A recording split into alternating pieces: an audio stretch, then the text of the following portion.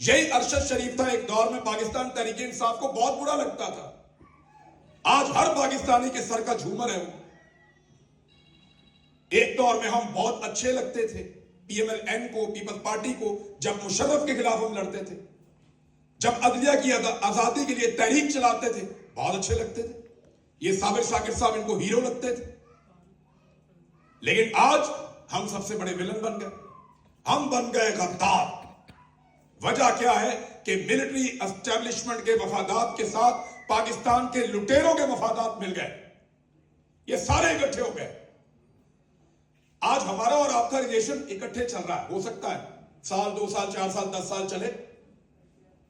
जब तक आपकी ये स्ट्रगल चलेगी ये रिलेशन चलेगा।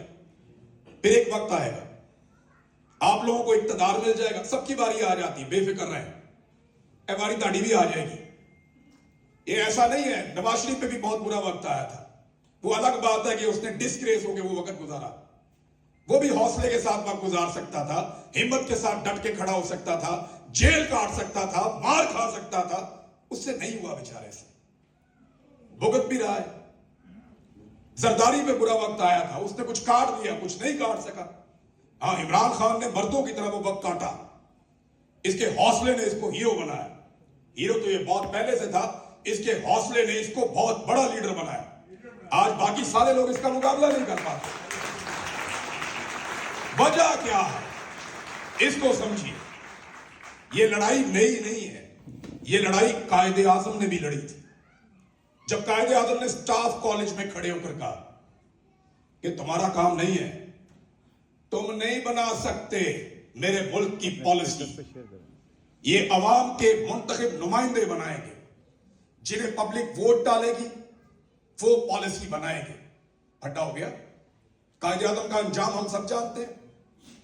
कायदे आजम की बहन खड़ी होती है कि नहीं, मुल्क ऐसे नहीं चलेगा, मेरे भाई ने इस काम के लिए नहीं बनाया था, ये मुल्क वैसे चलेगा जैसे मेरे भाई ने कहा था।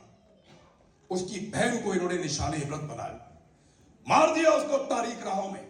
हमारी मां मादरे मिल्लत फातिमा जिन्ना, उसके साथ भी यही किया।